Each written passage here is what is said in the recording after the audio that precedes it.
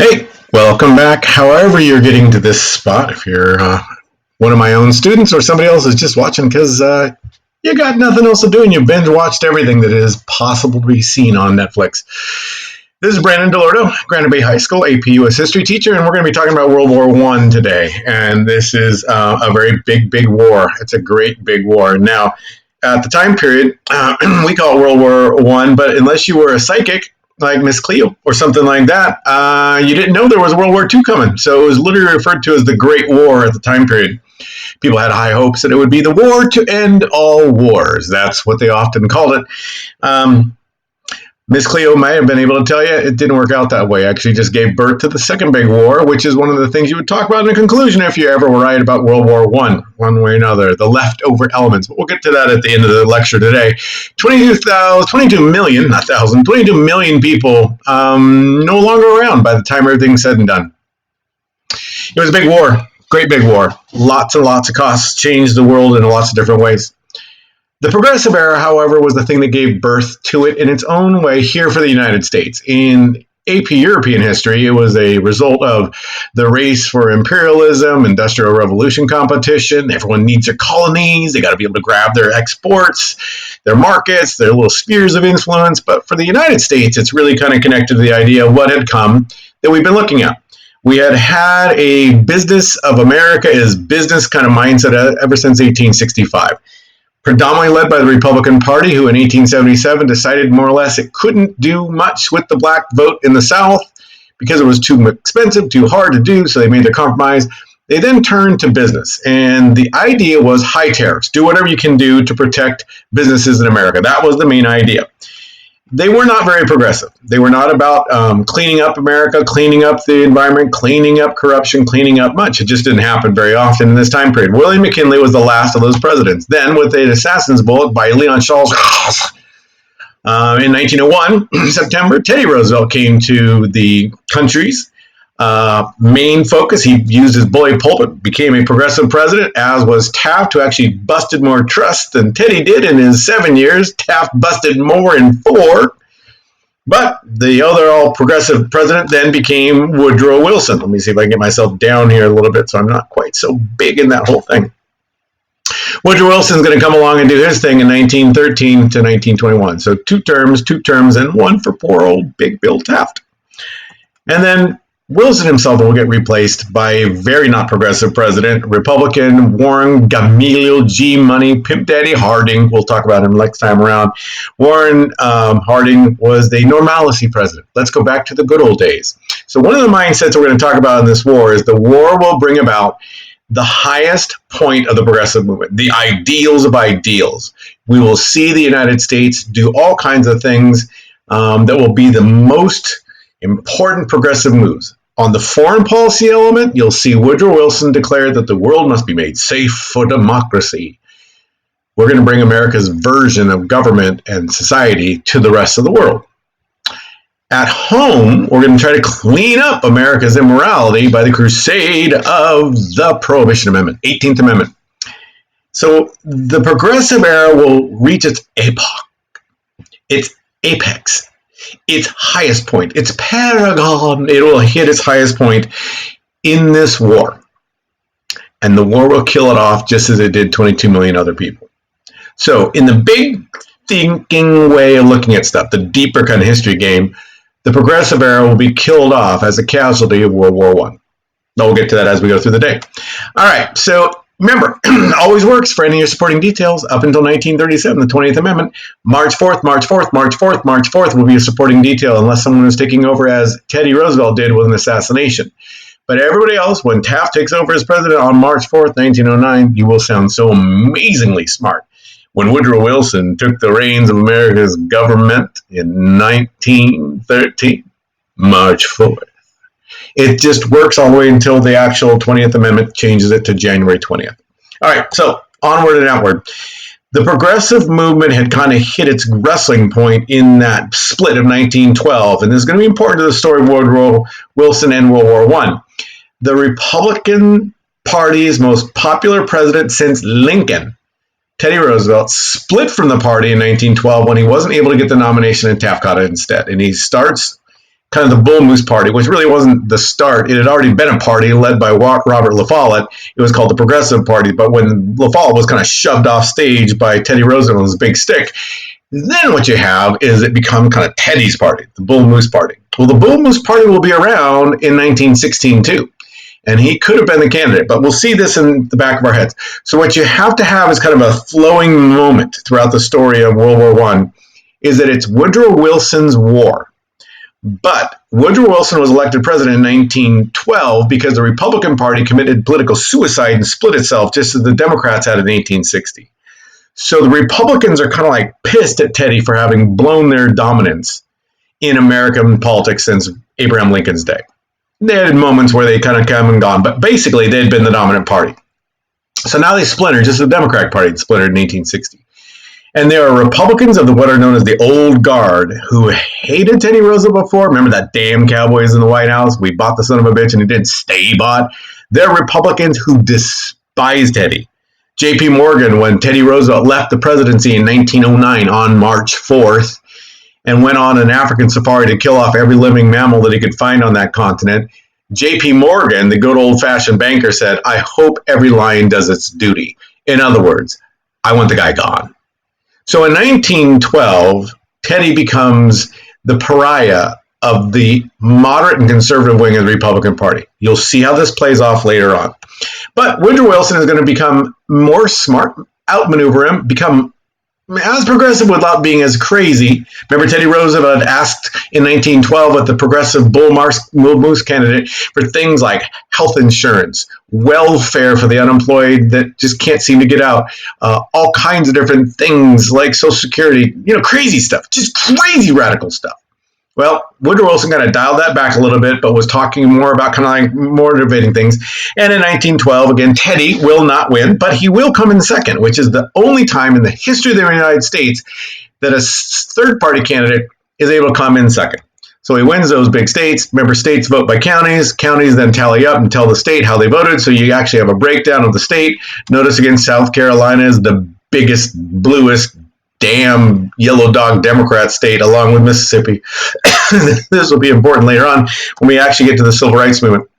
Now, what is also important in the actual election of 1912 is that Woodrow Wilson is going to be able to get both houses of Congress. Remember, we call that a friendly Congress, meaning he'll be able to get more things through Congress than if he didn't have it. And two of the things he got was the Underwood-Simmons tariff and the Clayton Antitrust Act, which were two things he kind of promised on the campaign trail. He was going to move the Sherman Antitrust Law forward. He was going to undo this kind of never-ending Republican protective tariff where things coming from the United States, competitors' exports from their countries coming in as imports to our countries are coming in with 40, 50, 60, 100% markups. And he was going to dial that back. And he did those two things. And the other third thing he was able to do was to put together the idea of the Federal Reserve. Now, again, not he, but Congress, under his leadership in special session, will put together a Federal Reserve, which will be like the banker's bank. Prior to this, if the government ever ran out of money, they went to J.P. Morgan, and J.P. Morgan would write him a loan. Not him personally, he wasn't ever that wealthy, but he was the guy who controlled all these different bankers, and so they were able to cobble together loans. So the bankers who make money by making loans would make even more money by loaning money to the federal government when the federal government was in the kind of tank. It's always been an interesting element to me when it comes to analyzing the economics. I'm a capitalist. I love capitalism. I love the idea of the work ethic, the idea of incentive, the idea that you work for something, you get it. But there's a little tinge in the back of my head of this kind of socialism of how do you help the people who always seem to just be at the bottom of the pyramid? Put those two together and then think about what the progressive movement was. The progressive movement wasn't socialism. Socialism is when the government owns, runs, operates something like public education. But you still have the ability to do your own thing on the private side. Like you could go to Jesuit, you could go to actually St. Francis, Capital Christian. You could go to private schools. Under communism, it's only the one school, comrade. That's what you have to do with one school. No, St. Francis. But under socialism, you got your options. In the progressive era, until World War I, you'll see this hit its high point. There was never really a socialist tendency to it. But the government was going to play the referee. The Federal Reserve was not technically a government bank, but rather a banker's bank, where they would then put together money. They would actually have a kind of cobble together like rental fee, and then like insurance, if everything went sour, you could then talk to the Federal Reserve, and the Federal Reserve would give you very reasonable rates, as opposed to JP Morgan and his bankers. Every time the government was actually in the toilet, they could then come to the rescue with big loans and make even more money on the loans. So it was kind of in their benefit to see the boom and bust of the society, because when the bust would come, the banks could come to the rescue, save the government, and then make money on the loans that would come in repayment. So the Federal Reserve is going to shut that down by 1913. Now, Woodrow Wilson is like the high point of progressivism as far as presidents are concerned. It is the high point of the progressive era. He has a friendly Congress.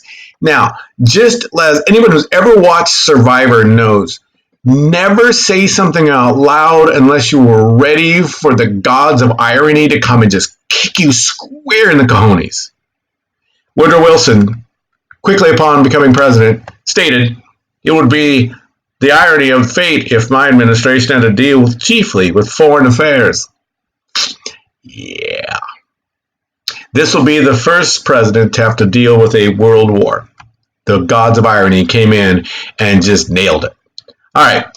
Now, it's also, remember, we already talked about this, that when Woodrow Wilson became president, there was already a problem with Mexico that had been boiling for a very long time.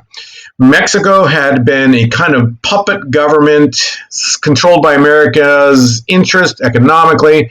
The longest running dictator in Mexican history was Porfirio Diaz, who had allowed American investors, businesses to go in and buy up like 85% of their oil reserves, about 90% of their mines and such. And there's nothing illegal in that.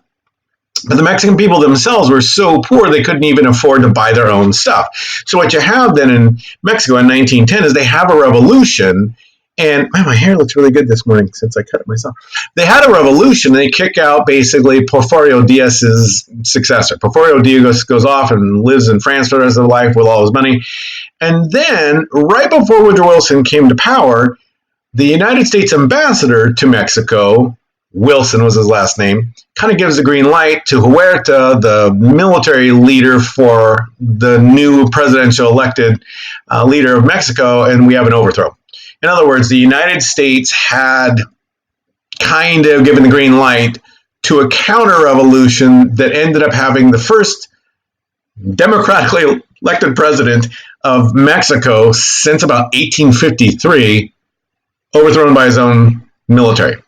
And then as soon as that was done, the United States investors were allowed to come back in and regain the control of the stuff that they had been in control of for so long. Well, Wilson stepped in the middle of it and started all kinds of crap. So in other words, we started having a problem with these guys. And one of them was a man by the name of Pancho Villa, one of the heroes in Mexican history to the Mexicans. He's one of our villains in our story, even though he'd been one of our heroes. This is Blackjack Pershing, hanging out with him in the days before Wilson then kind of sent the troops into Veracruz. So we started chasing Pancho Villa all over hell and back in the southwest area of Texas and the northern part of Mexico. And we just could never quite catch him. He kept running away from us. Uncle Sam's like, So all from 1913, 1914, World War I breaks out. The United States is already involved in a military escapade in Mexico.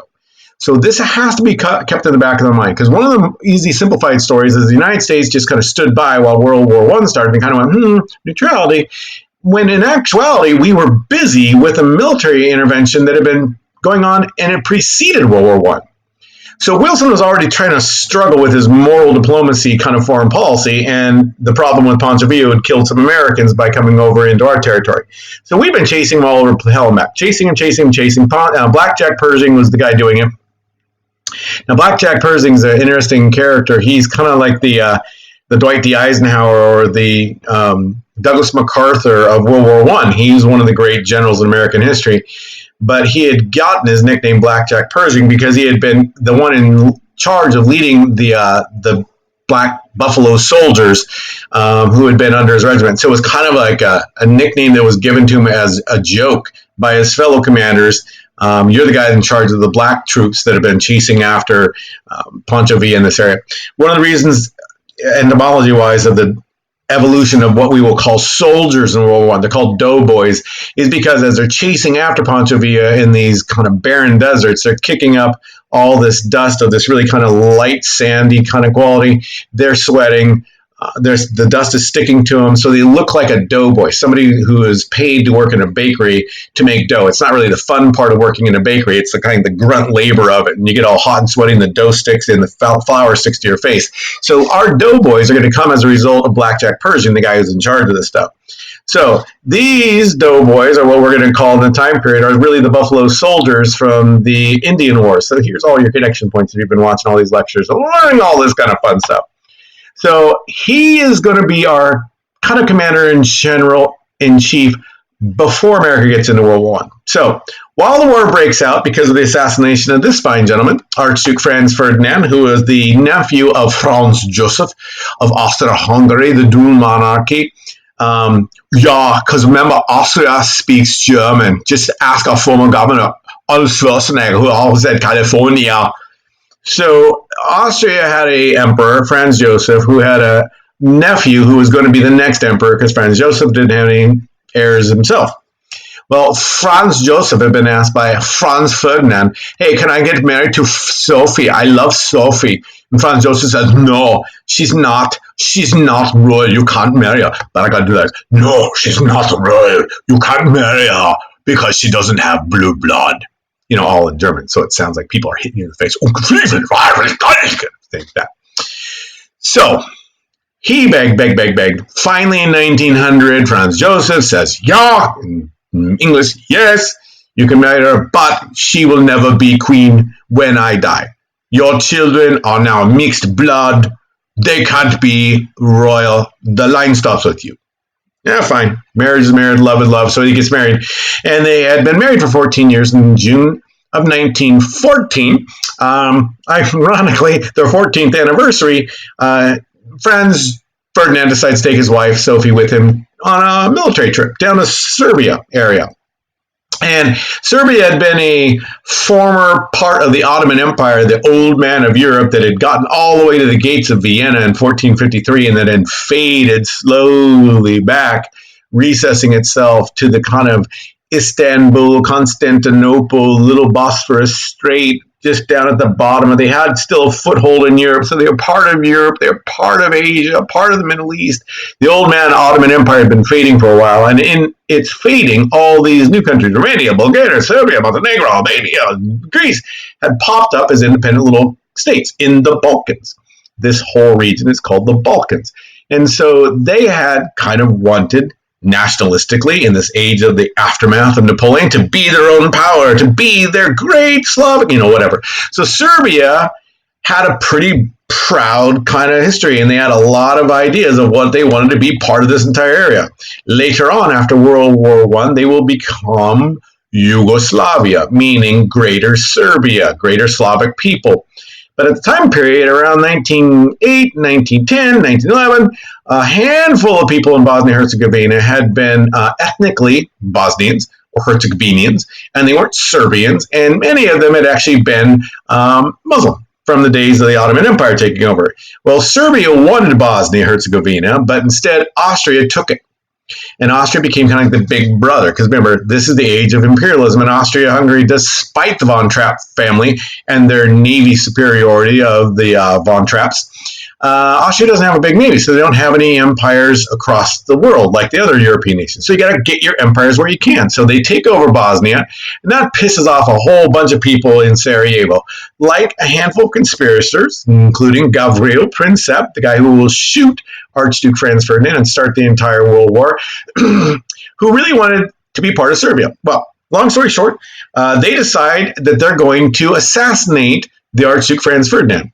One of the things they all have in common is not only really cool little mustaches, which, but they also had tuberculosis. All these guys were going to die. They were going to go down as martyrs. So they decide they're going to place themselves with a pistol, and kind of a handmade little hand grenade kind of thing, and a handmade cyanide capsule, and they're going to place themselves on the parade route. So when Franz Ferdinand and his wife Sophie come driving by, they'll then shoot them or blow them up or whatever. Well, one guy throws a bomb, doesn't work. Takes a cyanide pill, jumps into the Miljacka River. The Miljacka River in June is only about 6, 7, 8, 10 inches high, so he doesn't drown. He just smashes his face on the ground. They pull him up, and they begin to interrogate him. Franz Ferdinand and his wife had heard the explosion. It goes off behind their car because he threw the bomb part. And a little, like, ding, little sliver hits Sophie in the cheek. So they go on to get the speech. They go back. They decide they're going to visit the hospital to see how people are doing. And as they go back to the hospital, Gavrilo Princip cannot believe that they stop right in front of him. He fires 2 shots straight into the car and kills basically Franz Ferdinand and his wife Sophie. It is the only assassination in the history of the world that has started a world war. He, I'm sure, was beloved to the Austrian people. It's sad when anyone's assassinated. When you assassinate somebody, you obviously make an ass of yourself. It's right there in the word. And when you shoot a person politically, you become twice as big of an ass. You're an assassinated.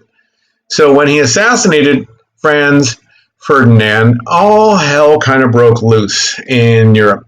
And Franz Joseph, now without an heir, demands that Serbia open itself up to investigation. The Serbians ironically had a minister of defense that was secretly connected to a terrorist organization for a greater Serbia called the Black Hand.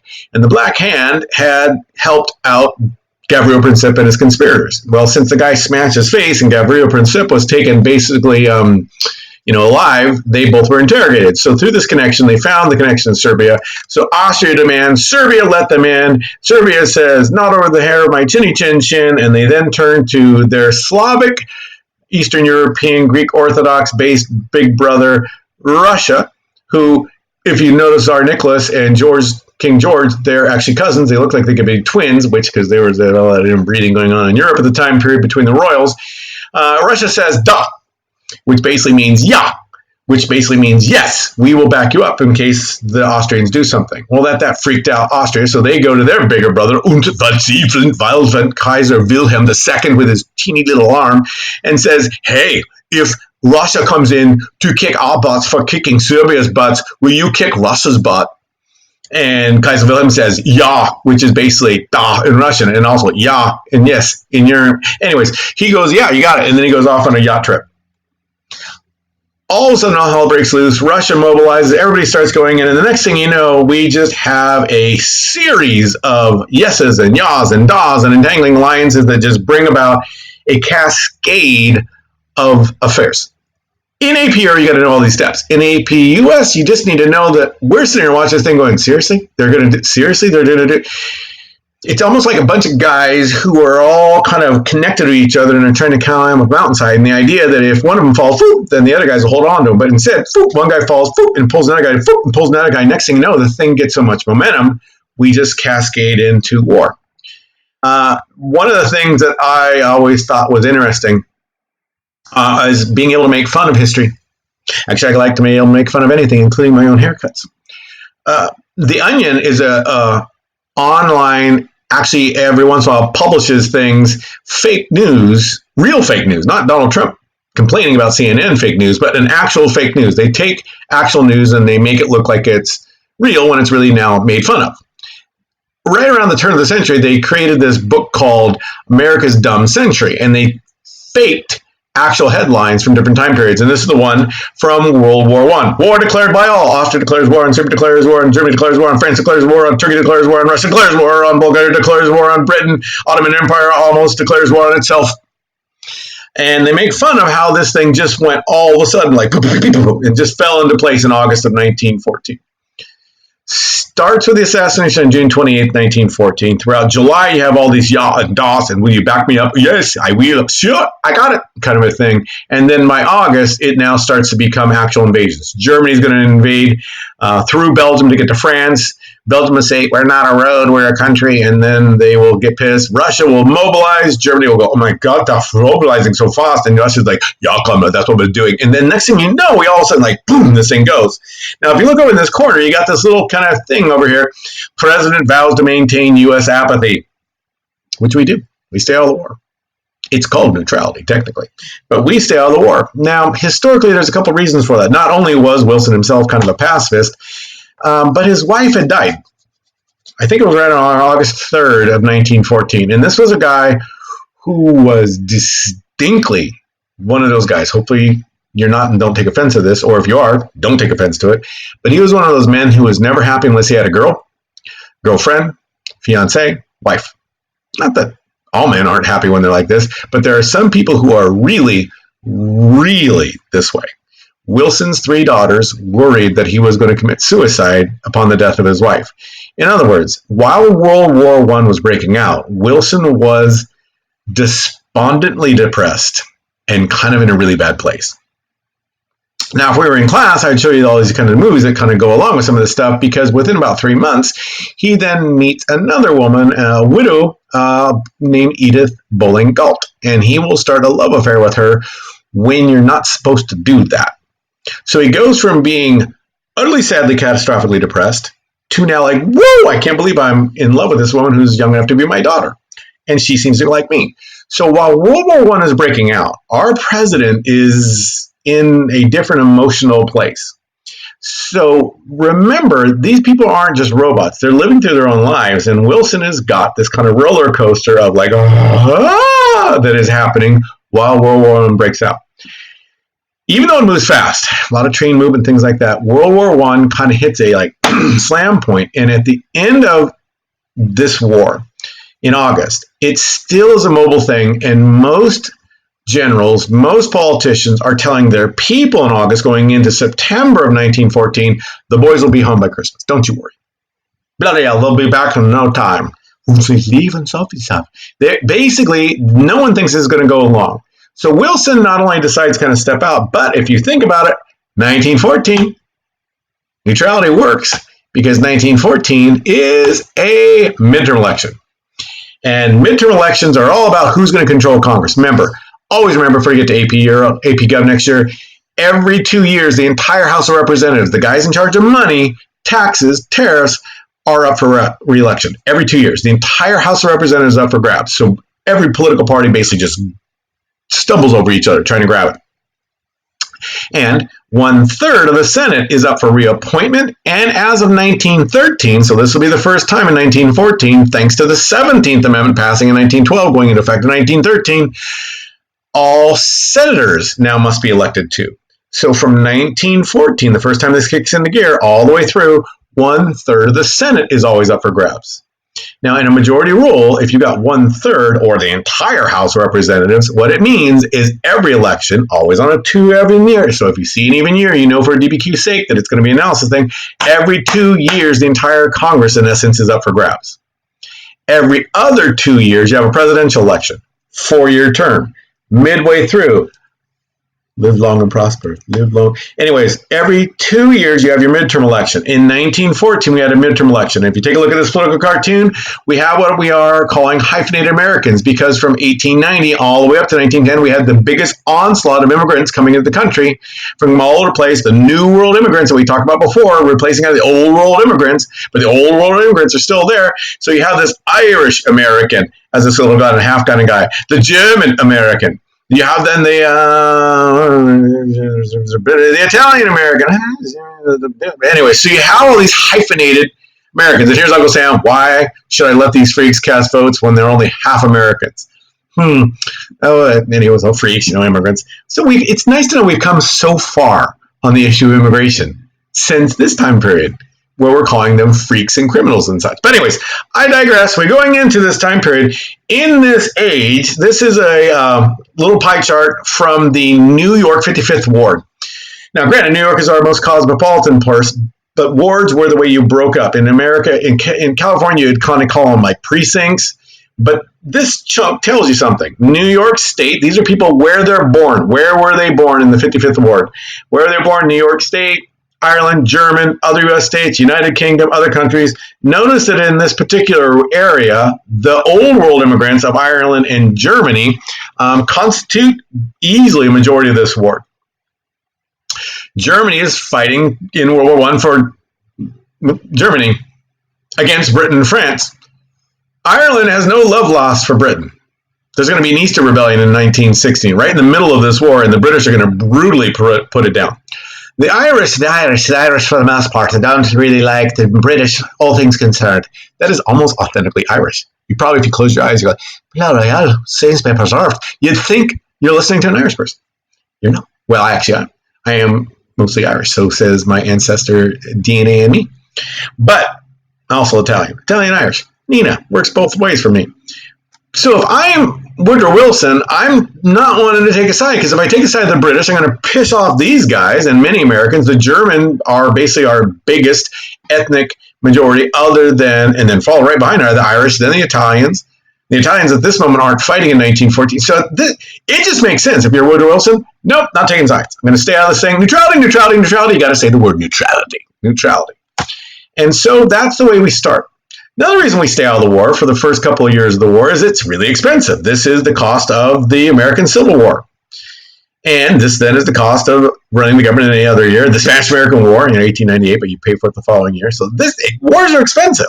And so when Woodrow Wilson says, in response to guys like Teddy Roosevelt saying he's a chicken, he's got to fight, kind of a thing, and waving his big stick around, Woodrow Wilson more or less responds with, there is such a thing as a country being too proud to fight. Now, he is a guy who not only was born a Southerner, Georgian, so he's our first Southern president since Zachary Taylor back in 1848. He is also a man who was alive when Sherman's march to the sea came through his Georgia. He repeatedly, as president, says, I have seen the cost of war. As a Southerner, Civil War wasn't a win. It was a loss. And as a Georgian, he had seen those marauding U.S. and Union soldiers come marching through, tearing up the bow ties and the Sherman Sentinels and such. He didn't want to have another war. Now, he is also the son of one of the more famous preachers of Georgia, and he was going to be a preacher in his own life, but instead decided that giving once-a-week sermons isn't enough, and so he decides to become a history professor and, give sermons every day. I don't know what he was thinking. Well, those crazy people who want to talk about history all the time.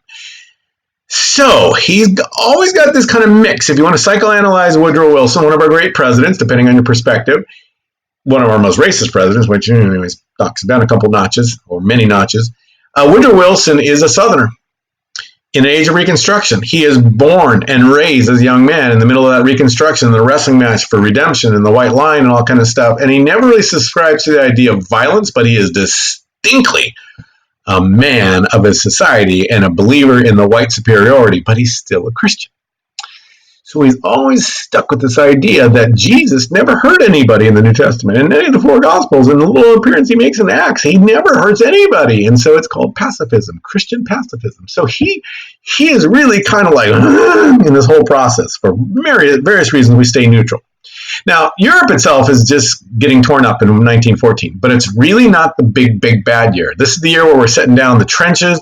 The trenches will start from like up here along the eastern edge of Germany / Belgium, well, the western edge, I guess, and it'll run 400 miles down to the Alps of Switzerland. That will become known as the Western Front. If you ever saw the movie 1917, it is along a little section in this area that is taking place. Well, the wars are expensive. The United States is open for business, so we basically sell food, we sell ammunition, we sell whatever you want. Europe will sell it to you. So as the war drags on for month after month after month, and by 1914 December, it's pretty obvious. The soldiers aren't coming home for Christmas. Heck, they may not even be home in time for New Year's. Britain, France, and England start just buying stuff in the United States. And this just is a wonderful thing. So we don't proudly say this. It's not something somebody goes like, hey, but man, we make a lot of money off this war. Yeah, it is a great time for business. This is the first time in the history of the United States where we go from being what is known as a debtor nation, meaning we owe more money to other countries, to a creditor nation. They owe money to us. Now, it's important to understand that when they're buying weapons, they're not buying from the U.S. government, they're buying from manufacturers, McDonnell Douglas, General Motors. They're buying things from American businesses. The loans in the first 2.5, 3 years of the war are from American banks, not the United States government. Once we get in the war, the United States government will authorize the loaning of money up from the federal level to our allies, but that happens after we get in the war. But America's economy goes and it starts making money, and all of a sudden, woohoo, we're making really good money. Remember, there had been a recession in 1907, 1908, and we had been coming out of it, but it hadn't been great. And next thing you know, it's like, we're making more money than we ever know we know what to do with. Then the war gets into it. Now, here's going to be a teeny little thing that's not super important for AP US history, but it is important for AP Euro, but it's just important for you to know. Italy's one of the bad guys in World War II. Mussolini sits there right with like Hitler. Hitler's like idol. But in World War I, Italy, if you take a look at this map, was originally, and I'm pointing to it as if you can see where I'm pointing, Italy was part of what was called the Central Alliance, or the basically friends of. Their alliance with Germany and Austria was based on a defensive alliance. Italy basically said, Germany, you attack. It always sounds like Germany attacked first. So Italy says, we don't have an alliance. It was a defense alliance. No one attacked you first. Germany, you kind of started this thing. So so Italy ends up becoming, in this area, you're going to see these guys all fall into play. Italy becomes an ally by the end of the war. Well, one of the reasons they become an ally is Britain and France kind of promise them they're going to have a bunch of chunks of land up in this area, which they'll get at the end of the war and demand and remind everybody. Italy will, in essence, join the Allies, and then everybody else kind of falls in place. Poor Serbia loses like 80% of its male population in this war. They just get the snot kicked out of them. Montenegro, Albania, these guys kind of join in. Romania joins in. Bulgaria ends up joining the Central Powers, and Ottoman Empire comes in. And so as the war gets bigger, we get even more money. And Europe is on the verge of being bankrupt by 1915, 1916, which means we just get bigger and bigger and bigger. So in the first couple of years of this war, the United States is more or less kind of happy to sit on the sidelines and not do much. We're making it all over the place. And we're not making any money. It's kind of nice if you're in the time period. As Woodrow Wilson, it keeps you out of those uncomfortable things in midterm elections, and now in the 1916 presidential election by taking a side. You take the side of the Allies, you piss off the German Americans and the Irish Americans. And you take the side of the Germans and Irish, you piss off the British Americans, you piss off the French. And Woodrow Wilson himself was an Anglophobe, meaning that he loves England. Anglophile, I guess. No, that means Anglophile, not Anglophobe. Anglophile means he hates it. Anglophile. He loves England. He did his doctoral dissertation basically talking about the American system of government in comparison to the better British system of government. But this was like his standard. Like, no, there's such a thing as a country being too proud to fight. But if you really want to go into the side, kind of the complex stuff, there's a little bit more to the thing, because we're going to start spending money off the charts. But Europe already is, and a lot of the money is going to us. So there is such a thing as a country being too greedy. That doesn't have a good ring for it when it comes to national speeches. It doesn't sound good. We like our stories to be much more highbrow and moral. So the United States stays on the side for the summer months, fall months, winter months of 1914. We stay on the side for 1915, 1916, a presidential election year. So we stand on the sidelines for all this time period. Now, some things are happening while the war breaks out, however. The British, very quickly by 1914, put a naval blockade with their massive navy. They're the biggest navy in the world, followed really quickly behind by the Germans. They'll fight a little war, a little battle called Jutland, and even though the Germans will sink more ships than the British have a bigger navy, so they basically keep the German navy bottled up in the Baltic Sea. So the German big navy, the second largest navy in the entire world at the time period, can't get out because of the British blockade. Now, the British are also going to blockade down here. They're going to blockade up here. They're going to blockade there. They're going to blockade there. They're going to blockade there. They're going to blockade there. They're going to blockade even down the Strait of Gibraltar. And if I can show it on your screen, they're going to make sure that no one comes through the Suez Canal, formed in 1869. They will keep those guys out. So the Germans are going to slowly be strangled to death. This is a war of attrition. I pushed too hard. This is a war of attrition. One of the strategies of Britain is they're going to cut Germany off from any supplies they can get from the United States and the rest of the world. And the Germans, meantime, are trying to cut off other stuff. Well, Woodrow Wilson says over and over and over again, you cannot, Britain, cut off our trade. It's international law. We have freedom of the seas. In a book I read in college about American diplomacy in World War I, it talked about, more specifically, the United States kind of sort of almost went to war with Britain 4 times in this 1914 and 1915 time period because they kept blockading our stuff trying to get to Germany, because Germany gets more and more desperate, which means the price goes up and up and up and up. They're really happy to buy our stuff. Ja und ja, we buy it for anything you want, billions of dollars, hyperinflation. And the United States is kind of going like, well, if we could just get there, we can't get past the British blockade. So Woodrow Wilson continually says, you can't do this, Britain. Britain responds, bloody hell, yes we can, and we are.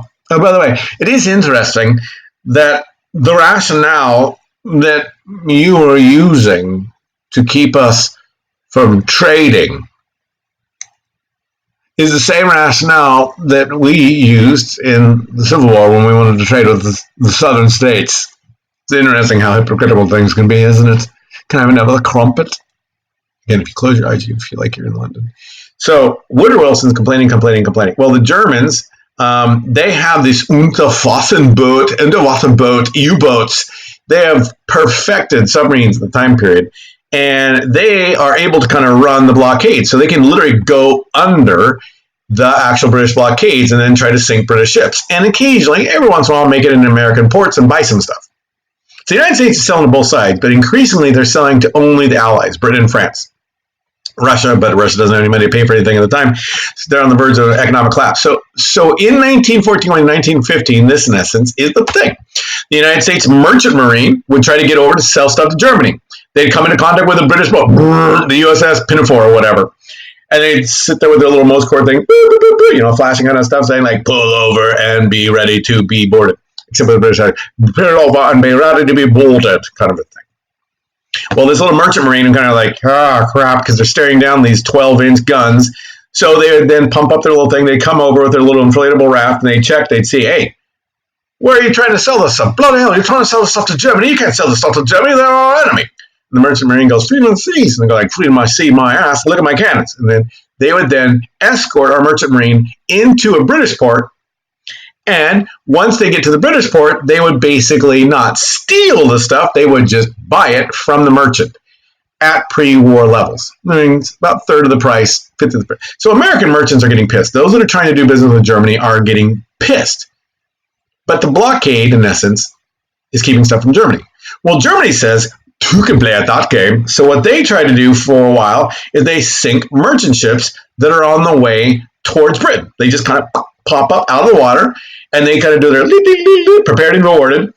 And these little kind of U-boats, Unterwasserboats, the boats, U-boats of the time period, are cool submarines, but they're 1914, 1915 submarines, like rivets and steel, and they're not very good and not very big. They look like chitty, bang, bang, diesel-powered kind of things. They can only float a little underneath the surface, and they pop their thing up. So there's not a lot to it. So when they, in essence, go to board it, they got to come up on top of the board. They got to inflate their raft. And while they're doing that, the merchant marines, after a while, getting pissed that they can't sell to Britain or France, start going like, you know what, screw it. Bring out the cannon.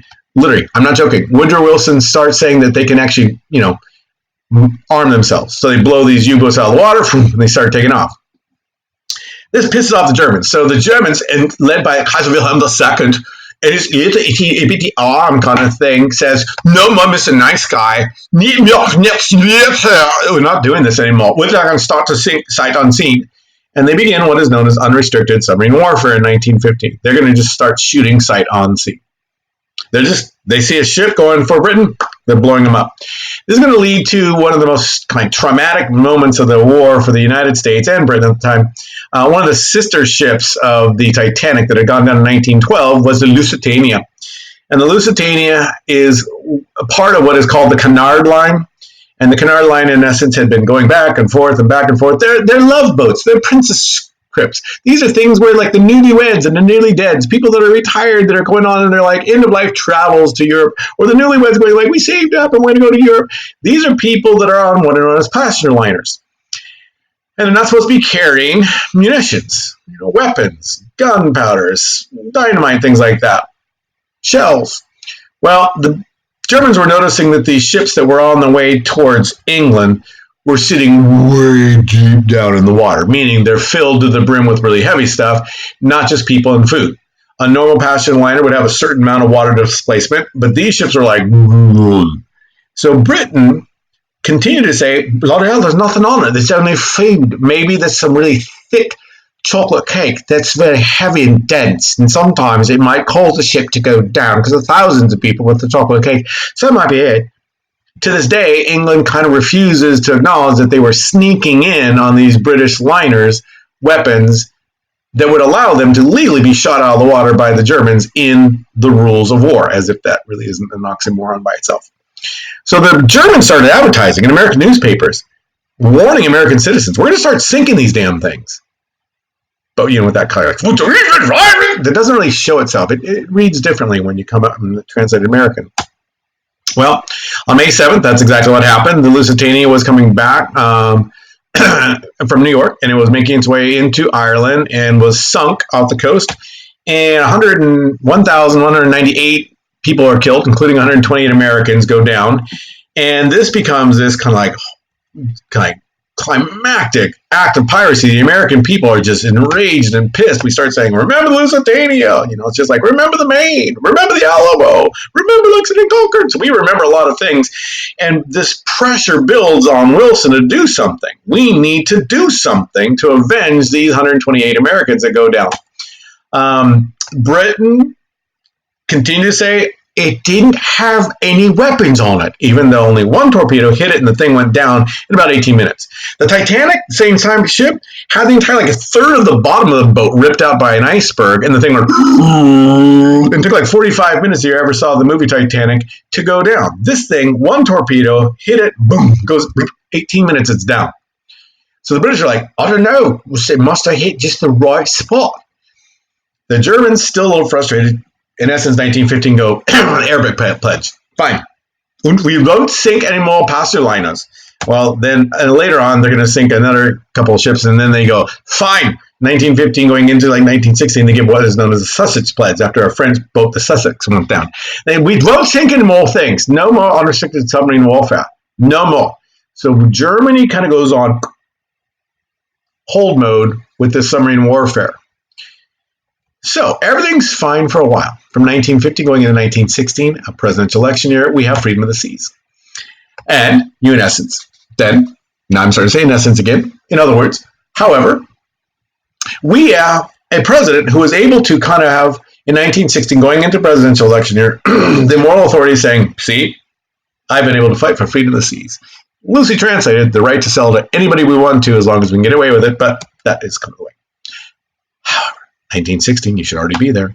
1916, January 1st, New Year's Day sets off the election year, baby, and we have got an election for 1960. Woodrow Wilson is going to run again for re-election, so he's the odds-on favorite. And guess who is thinking?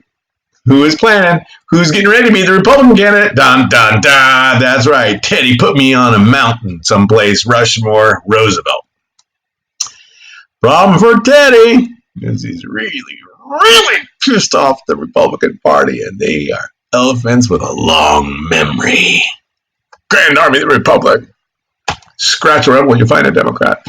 So even though many Americans are ready for Teddy, Teddy himself is not being warmly received into the loving embrace of his fellow Republicans. And remember, in 1916, there still is a Bull Moose party that is already getting ready to have him be their candidate. So many Republicans looking back to 1912 going, oh, we've been here before, we've been here before, we've been here before. We're just going to do this again. So Teddy Roosevelt in the election of 1916 is an interesting guy. In the world of left-right, progressive versus conservative kind of politics, in the 1890s, remember, he was kind of a radical out there for the Republican Party. He was one of those early progressives.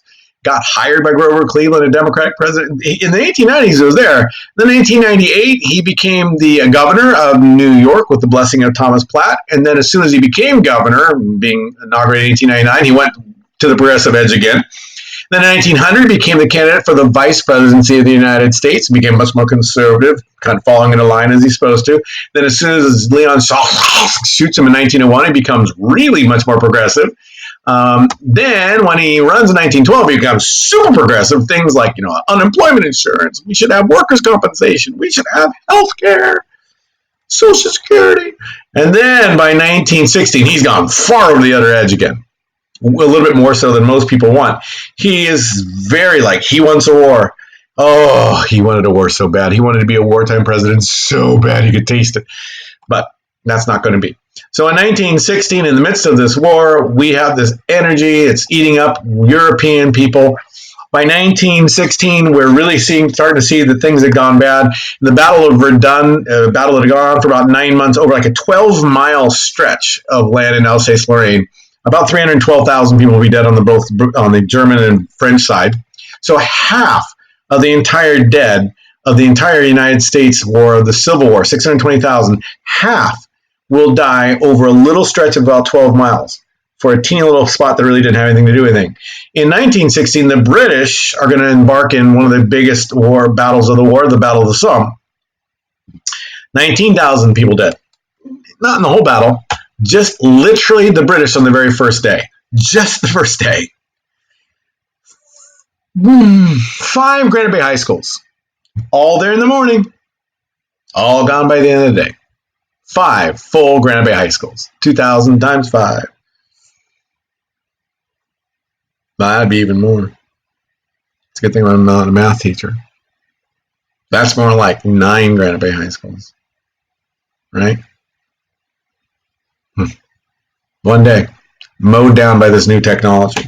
So Wilson is getting pulled left and right as the election of 1916 gets up. You have the progressives that are very, very, very, very still pacifistic. But as this cartoon shows you, you got Teddy Roosevelt screaming and yelling that Woodrow Wilson has no more backbone than a chocolate eclair was one of his quotes. So he's screaming and yelling, we got to do stuff. So what Wilson does, he starts to walk that fine line of, well, I can't really do nothing, as his Secretary of State, William Jennings Bryan, the old Christian cross of gold pacifist, had always said, and Teddy Roosevelt saying we should have been in war on August 2nd when this war started. So he gets Congress to pass a National Defense Act, which moves the Army from about 130,000 to 400,000. It starts the process of getting us prepared, but it kind of walks that fine line. So in 1916, election 1916, the Republicans choose Charles Evans Hughes, a former governor of New York from like 1907 to 1910 or 1911 when he gets put on the Supreme Court. So he's a Chief Justice, and he'll stay a Chief Justice, but he basically runs as the Republican candidate. Teddy Roosevelt's pissed. He, knowing that his future's killed if he does anything, he just pulls the cord on the Republican, on the Progressive Party, and just like kills it off, euthanizes it. And Teddy's going to start kind of thinking out there. So in 1916, Woodrow Wilson wins, barely. You take a look over here at the electoral vote, he barely wins with 49, with 52%, 277 to Cal. He wins in California at last minute count by like 3,200 votes or so. So he barely wins in 1960. His main slogan was, he kept us out of war. That kind of kept the progressives with him. Now, in the middle of this war, then, the United States, by 1916, 1917, had loaned out, not the government itself, but banks in the United States, had loaned out upwards in today's money of over $1 trillion. And only a fraction of that, about 1,000th of that, to the Germans.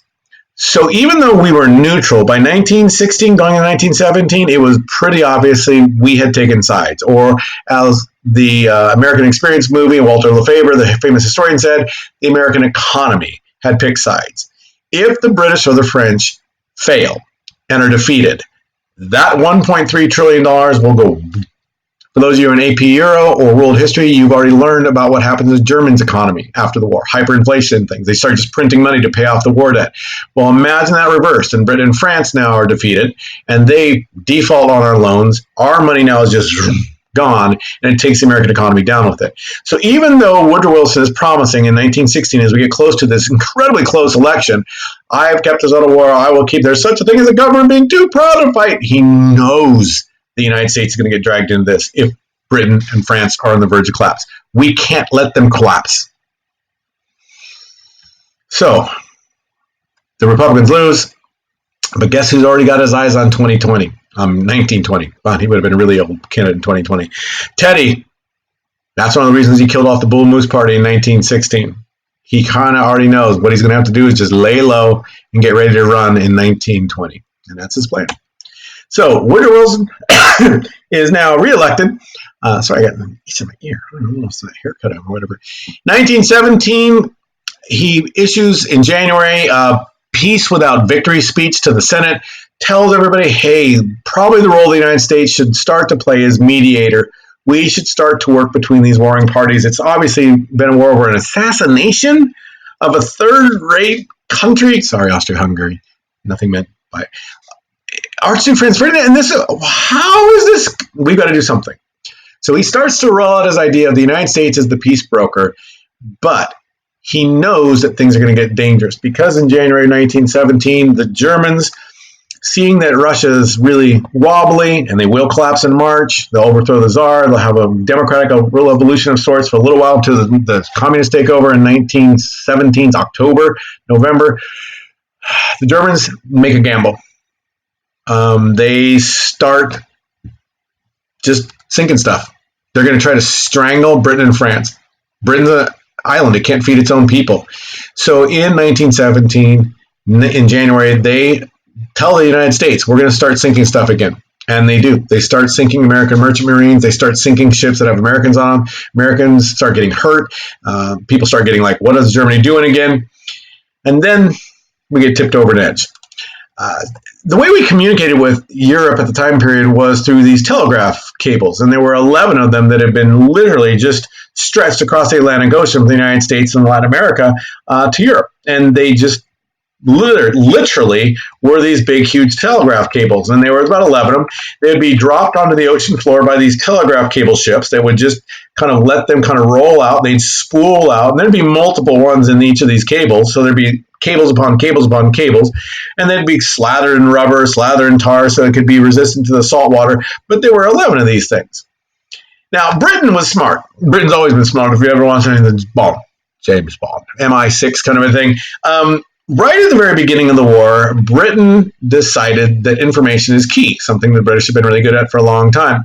So they had their divers go down 20, 30, 40, 50, 60 feet deep, cut these cables, and then tap into them so they could read pretty much whatever is being sent back and forth from the United States to Europe. Well, they were able to intercept what was known as the Zimmerman telegram, one of the most famous little Western Union telegrams in all time. It was a telegram that was intended to go from Germany to Mexico. It wasn't intended for the United States, but the British got it, and they gave it to Woodrow Wilson. They said, we thought, Mr. President, you would be interested in what it is that the Germans are doing. You know how they are. And the Zimmerman telegram, as you can tell, it's coded. It's pretty easy to read right there. You can tell 130, 130.42, 134, 01. I mean, it's plain as day, but if you need a little help, here's the translation. We intend to begin on the 1st of February, unrestricted submarine warfare. We shall endeavor, in spite of this, to keep the United States of America neutral. Obviously, they didn't want us in the war, but they had to strangle Britain and France out, so they made a gamble. We're going to try to strangle these guys out, but it might piss America off. And if it pisses America off enough, in the event of this not succeeding, we make Mexico a proposal of alliance on the following basis. Make war together. Make peace together. Make sweet love together. Generous financial support and understanding on our part that Mexico is doing conquer the lost territory of Texas, New Mexico, and Arizona. Sorry, California is off the table. They've already got it too much. So the Zimmerman telegram offers to the Mexicans, hey, if America declares war on us, would you mind distracting them for a while? This gets out, and Woodrow Wilson is like, oh, this ever is found. The British wait for a day or two or three or four, about a week. Woodrow Wilson's still kind of like waffling. There's such a thing as being too proud to fight. So the British surreptitiously find ways to get it released to 4 American newspapers, and it gets into the headlines, and next thing you know, the American people are pissed. I can't believe they've done this. Who does Mexico think he is? And when asked, Arthur Zimmerman basically says, yeah, I did it. I wrote it. And then, in late March, 5 American merchant ships are sunk. American lives are lost. Freedom of the seas is obviously gone. So Woodrow Wilson changes course and goes to the Congress and asks in front of a joint session on April 2nd, in essence, for a declaration of war. His key word phrase of it is the world must be made safe for democracy, because as of this time period, in late mid-March, right before April, Russia had its revolution and it had been replaced with a constitutional government led by a guy by the name of Kerensky. This is before the communist takeover, so literally it's a kingdom, Germany, kingdom, Austria-Hungary, kingdom, Ottoman Empire, fighting democracy Britain, democracy, Republic 12 or 15 or 110, whichever one they're on by this time period, of France, with their Louis Napoleons, and now a democracy in Russia and a democracy in the United States. So this becomes kind of the high point foreign policy. The world must be made safe for our system of government, ever going back to 1776. It also needs to be finally said that Wilson finally has his, I don't know how I was going to pull this off. We couldn't let Britain starve, and they were getting close to being starved. So America's banks, J.P. Morgan, but J.P. Morgan dies in 1913, so it's now J.P. Morgan who runs the J.P. Morgan Bank, not J.P. Morgan. You know, J.P. Morgan with the nose. This is now his son, J.P. Morgan, conveniently named Donald Trump. Donald Trump. And a little bit of narcissism in his I don't know. Maybe I should have named all my sons Brandon. So one way or another, we are going to be economically on the good side if we do this. This is the beginning of progressivism and its death. Because now we've jumped on the idea that the money is more important than the ideals. For God's sakes, they sent us a telegram. Now, remember, they were sinking merchant vessels that were told, don't go into those war-torn waters. So it wasn't like they just randomly sunk our Navy. The debate rages. Congress on April 4th signs it, says, yeah, we declare war. President Wilson signs it April 6th. Friday. Good Friday. The day Jesus died is the day we declared war in essence on Germany. The United States now at war. Woo! We get into the war, we get going full, and we have to go total. This is where we're going to have what is known as a total war or a war economy. This is the other element of progressivism at its highest point. Remember, progressivism was kind of like the government in charge. It didn't mean the government owned things, but the government's going to regulate stuff. And once you start to regulate stuff, you start seeing how fun it is to regulate stuff. And it's really fun to regulate a lot of stuff. And after a while, we have this, what is known as war socialism. The government's going to control production. The government's going to control things. They're going to have control over how you eat and when you eat. They hire a multi-millionaire. We're going to talk a lot about him later on. Herbert Hoover from California, originally from Indiana, but he goes to California, eventually making its way. And they get him to work to kind of coordinate our food rationing. Herbert Hoover, I'll explain this in a lot more detail later on, more or less says, I'll be more than welcome to do it, and I won't do it for the salary. I'm already multimillionaire, so I don't need the salary. But we're not going to pass laws. I'm going to do it through volunteerism. So a huge, big propaganda campaign called Hooverizing. We're going to get people to basically eat less meat, eat less wheat, eat less rice. They come up with these little, you can kind of see in the back, things like meatless Tuesdays and wheatless Mondays and turkeyless Fridays. And I really kind of think they missed it. They should have been like meatless Mondays, wheatless Wednesdays, tacoless Tuesdays, Thanksgivingless Thursdays, fried chickenless Fridays. But it's great. We grow food gardens. There's Late Liberty. She's now all decked out in her patriotic stuff, which is all of a sudden I got the hiccups. I'm talking about food. I get the hiccups. She is here wearing still her red beret of liberty and revolution, and she's got her kind of like decked out patriotism. We always know we're in a war. She's wearing like red, white, and blue, but she's still being peaceful about it. So she's sowing these victory gardens. Long before we get to World War II's victory gardens, we've already got World War I's victory gardens. Our factories go into full overdrive. They'd already been selling to the British and the French for a while. Now they go really into overdrive because we're not just selling to the British and French, we're selling to our own government. So we start making all kinds of things. Long before becoming the arsenal of democracy in World War II, you can talk about us being the arsenal of democracy in World War I.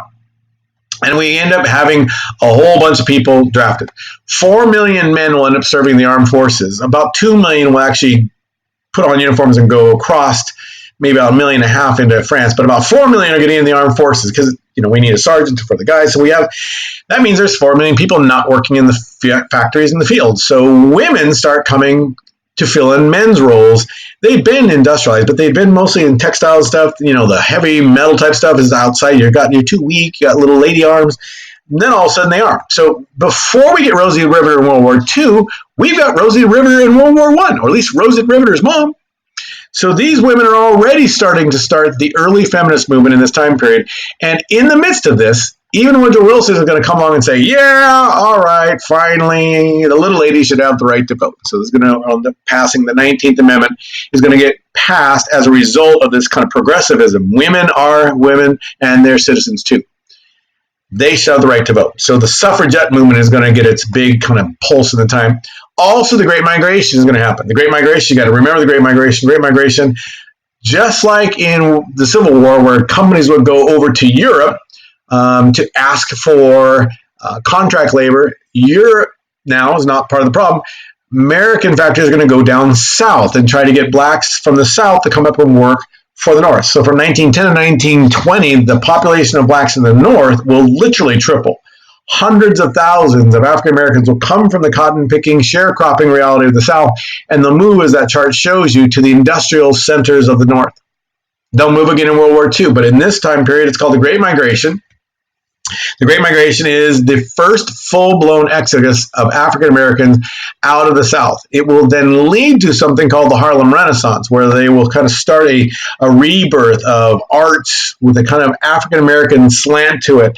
It'll lead to jazz and things like that. One of the other things the government does in World War I is it starts something called the Committee of Public Information, led by George Creel. Sorry, his name is right behind me. George Creel. George Creel right there. George Creel is an interesting guy. He's going to be given the job by the federal government to coordinate public information. We would call it propaganda in any other given time. He will work with journalists. He will work with newspaper editors. He will work with movie stars, Hollywood. We will formulate a singular way to look at war through this Committee for Public Information. Now, if you really want to think it's propaganda, is anytime you say anything to people, kind of tweak it a little bit, lie about it a little bit, fudge the truth a little bit, fake news it a little. We've been doing that for a long time. But this is the first time in American history that we have a full-blown government agency who's been tasked with the job of giving a singular, focused, unified, united States of America version of the war, including censorship. So we won't really hear about how many people die in this war until after the war is over. We won't hear about the big battles in the Western Front, but we will get a lot of cool posters out of it. Uncle Sam, stamp out the Kaiser, help him, buy U.S. Liberty balloons, destroy this mad brute with his big club of culture. Oh, Germans coming in, burning you up, now coming into America and tearing off the dresses of America's Columbia lady. Beat back the Hun with Liberty bonds. Look at his bloody hands, even though the Germans aren't Huns. That's Attila the Hun, but we don't remember many big normal killers. So we got the Huns. The Navy needs you. Every American boy should enroll in the Victory Boys. Women, you can help out, buy bonds. And even Uncle Sam looking you straight in the eye saying, I want you. The most famous poster of the time period based on one of those famous posters coming out of Britain. Lord Kitchener's kind of like, you got to sign up for the Army. So this is Committee for Public Information, the first time that the government will coordinate propaganda through a united effort, and it will hyperventilate the nativism of the time period. Makes us feel good. We take our pictures. This is the human statue of 18,000 soldiers of America down at Camp Dodge making a little Lady Liberty.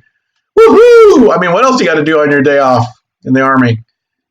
It's kind of cool if you think about it. That right there is a human U.S. shield of 36,000 officers and men at coastal Battle Creek, Michigan. There's Woodrow Wilson's head. If you look at it close, you can see these little men out there. You guys wear your white shirts. They're going to be next to the guys wearing your green khakis. Because look at that. That's their barracks way back up there. You know how much coordination it must take? That is so cool. Can you imagine? That is so cool. I can't imagine. Why don't we do these cool things with presidential profiles anymore? We got into the war, and Congress then passes at least one act that is distinctly illegal, the Sedition Act. Alien and Sedition Acts were in 1798. These are the Espionage and Sedition Acts, making it illegal to spy on the government. That's espionage. That's pretty simple. Sedition, it made it illegal basically to badmouth the government, made it illegal to write about any government policies, and this was Woodrow Wilson's Democrats who passed these Espionage and Sedition Acts. This is against everything the United States is supposed to do. Eugene V. Debs, who had been running for president for the Socialist Party of America, remember we've always had third parties, actually had 900,000 votes in the 1912 election. 1916 election. Eugene V. Debs gives a speech saying the war is not right, we shouldn't be doing it, and he is arrested and locked into prison. He runs for president in 1920 from prison for daring to speak out against the war. Imagine if that would have happened in the Vietnam War. We wouldn't have had the protest movements. Well, part of the problem is this kind of like hyperventilating of America. Remember, WASP, white Anglo-Saxon, Protestant,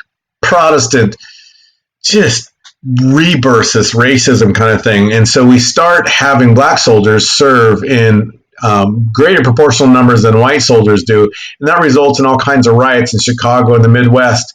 The police kind of sit and stand by. I think 47 African Americans are killed in a riot in St. Louis. And it's not good. Nativism just why is it that we got to think that God likes white people better? But that's what we do. Gives a total rebirth to the KKK in 1916, 1917. They get a kickstart. They get to wrap themselves around the flags. This picture is from 1925 later on. But why? But we do. By January 1918, the United States is involved in the war, but we don't have many guys fighting the war yet. And we end up having Woodrow Wilson in January outline in front of his speech to Congress, his State of the Union, what is known as the 14 points. You used to have to know all 14 points. You don't need to know the 14 points anymore. What you do need to know is 2 points. Basically, he will say that the world of Europe, asterisk, should be based on self-determination. Code, let the people of the area decide what government they want, i.e. democracy. He won't apply that, as we'll see later on, to the people of outside Europe, those lesser races. This is the age of social Darwinism. He also wants point 14, which is the League of Nations, a government of the world's governments that will keep wars from happening. That's January. By 1918, the United States is finally starting to get our men into this. In May, the year before, 1917, we had our first ever conscription act. The AP folks love the word conscription. They almost never call it the draft. You and I would call it the draft. You were forced into the Army against your will. It's called selective service. You still have to register for it. It is only the second time in American history in 1917 that the United States has a draft. Civil War is the first time we ever had it. Ultimately, again, 4 million doughboys will end up serving on some level or another with the military and the armed forces. About 500,000 will actually see any kind of combat or get over to France and the Western Front. But they're led by General Black Jack Pershing. Our doughboys will come to the floor. About 100,000 volunteer and a whole lot more don't volunteer. So the draft kicks into gear. Our men serve. They serve proudly. They do a really great job, but they're serving those same trenches in the 1917 movie that you saw if you watched. They serve in the Saint Michel in the Argonne Forest. They're gassed just like everybody. And our African-American soldiers who serve in much bigger proportion than whites, partly because the draft boards of the South would let whites of the South, because their local draft boards, get out of the draft, and they would then have to fill their quotas, so blacks in the South would get drafted. But they also volunteered, about 4 times the amount of whites saw as a chance to serve their country, make the world safe for democracy. Do we really mean that? This is going to be the 369th Army segregated unit called the Harlem Hellfighters. These are some of the hardest fighting guys in the entire war as far as the United States is concerned. The French are so impressed with them and give them the Medal of Honor. The battle for America, as far as this war, even though it's a world war, it really only happens on the Western Front. And the Western Front is the part that we fight in. And it's a little area, about that long. It goes from Belgium down to Switzerland. So it's about the same size, distance-wise, of San Francisco to Los Angeles. We are going to lose 110, 120, who's counting when it's tens of thousands, Americans in this war. So this war's death, if you want to kind of factor it per mile, just kind of get a head around a statistic, 382 miles between those two areas. That's 314 men per mile, 5,280 feet per mile. So it ends up being about 1 man per every 16 feet. So just think of a man on a 10-yard marker in football and put him in the middle of the next 10-yard marker, about 16 feet or so away. Well, that'd be 10 yards. No. So 1, 1, 1. So a man on the goal line, a man about halfway through the next area, and the next, so it's 16 feet. If they stretch their arms out, that's around maybe 7, 10 feet or something. Anyway, so they can almost touch fingers, maybe. Total Western Front deaths. The whole war was about 22 million, but on the Western Front, about 3 million between the British, the French, the United States, all these other. That's about 1 man every 7 inches. In fact, they're literally standing just in a domino row. This is a really bad war. It'll result in what is known as the lost generation. We'll talk about in the 1920s there pretty soon. But the war ends. Finally, Kaiser Wilhelm abdicates November 9th. 2 days later, Germany says, enough. And then we stop the war, and there are celebrations all over the world, except for obviously Germany and Austria and the Ottoman Empire. But celebrations, woo, the war is over. Ding dong, the witch is dead. The witches of the German and Ottoman Empire, they're dead. We're happy. Nobody's more happy than the soldiers in the Western Front. The war is over. Little side note, Russia's having its own internal now counter-revolution. It's going to bring about communism. This is going to be huge here in a little while.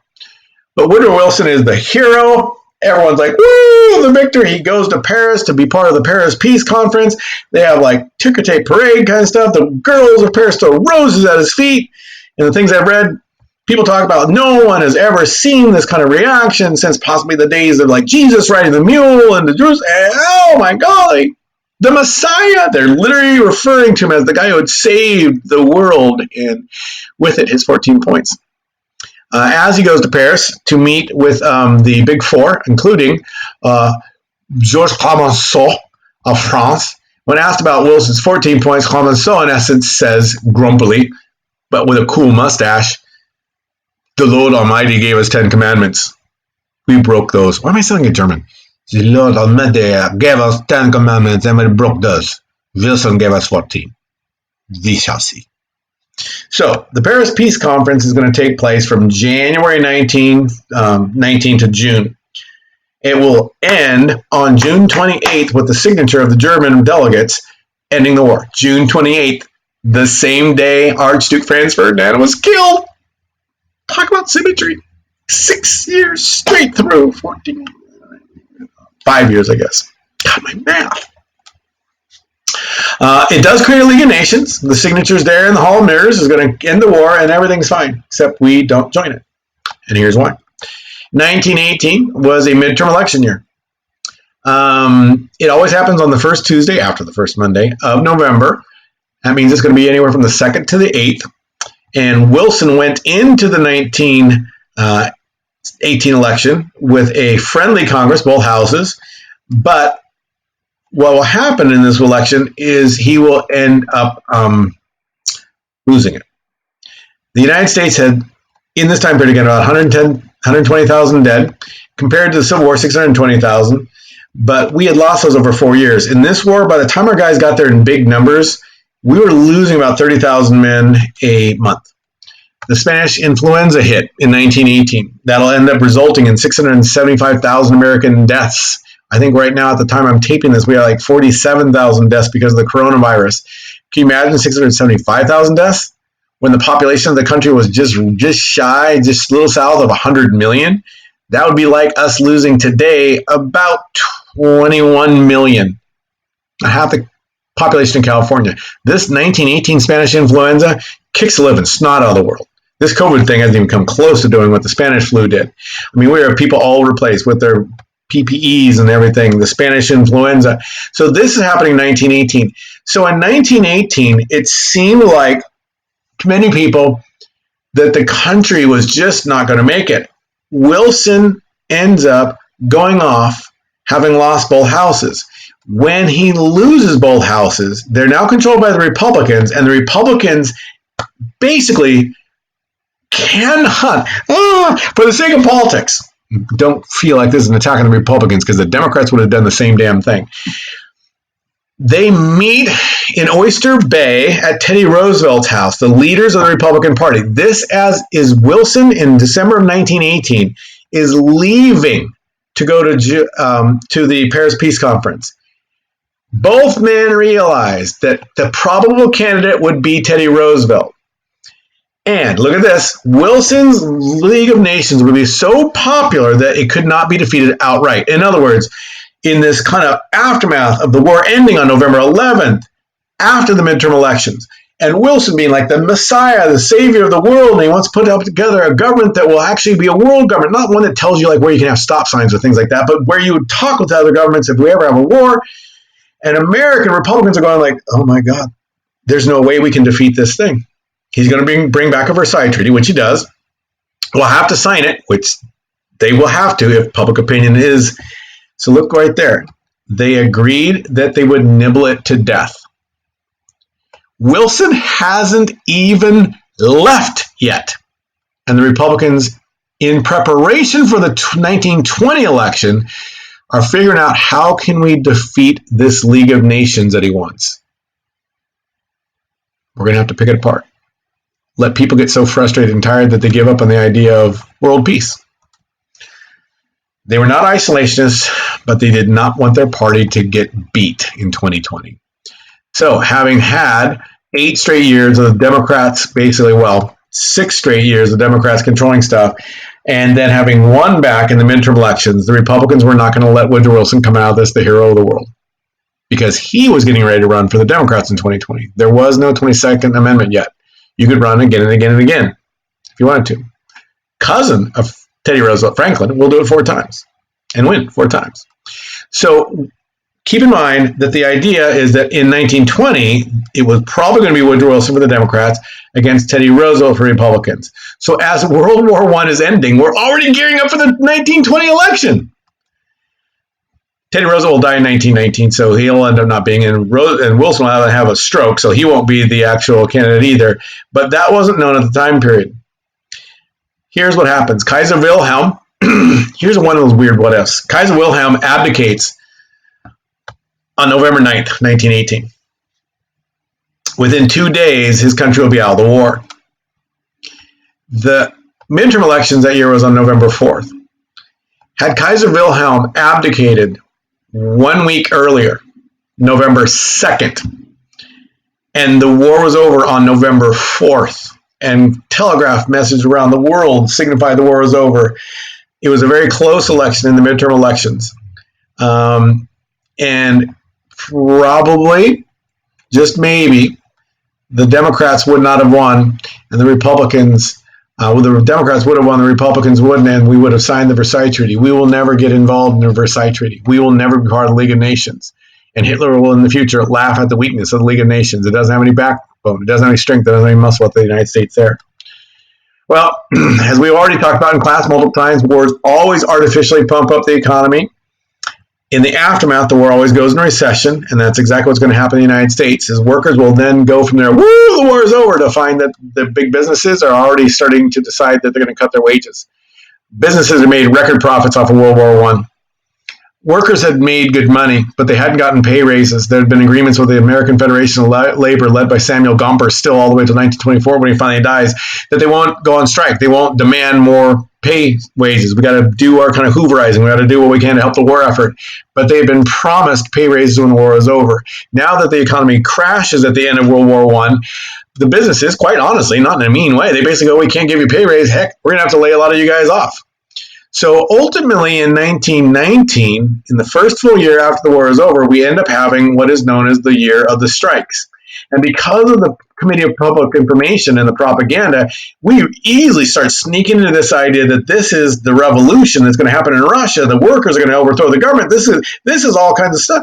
The American people are not 100% sure what's going on, but we're really amped up in 1920, 1921 into this like, woo, we know the bad guys are those guys that are not like us. This is the high point of the WASP stuff. It's going to permeate the 1920s. And eventually, one of the guys that is going to become famous is going to be the governor of Massachusetts, Calvin Coolidge, who will use the National Guard to put down a police strike. And he becomes famous in 1919. And so he was put on the ticket, the Republicans, in 1920. And Warren Gamaliel Harding will be the guy that replaces it. So just like the Trump administration has been basically an anti-Obama and Biden administration, so too, in essence, is, the very end of the lecture, in essence, Warren G. Harding and the Republicans are going to turn back the clocks on progressivism. When he states in a speech, what he meant to say was the word normality. There was no word normalcy in 1920, but Warren G. Money, Pip Daddy Harding, we'll talk about in the next lecture, from Ohio, senator, says what one country wants is normalcy instead of normality. I guess when you're running for president, you get the right to make up words bigly. That's code for let's go back to before Teddy Roosevelt. Let's go back to William McKinley. Back to the good old days when we could just have a short war with Spain in 10 weeks, have it done and over with. So progressivism dies out because of World War I. And we now have a new president. And women have the right to vote in 1920. And they vote for a guy the Republican Party thought looked like a Hollywood movie star. Warren G. Money will win in there's the 1916 election, and here's the 1920 election. It looks very similar to the old William McKinley wins of 1900. William McKinley will also end up with his normalcy, bringing in not just Republican winning the presidency, but also Republican winning the House and the Senate. So the 1920s will be a Republican dominated, with one little exception of Wilson controlling until March 4th, 1921, when he leaves office. It will be a Republican dominated era, and it will be an old regard Republican thing. In other words, pre-Teddy Roosevelt, and it will lead to the highest level of corruption we've had. So the progressive movement will end with the ending of President Wilson and the ending of World War I. Lots of things die in war, including idealism sometimes. All right, see you tomorrow.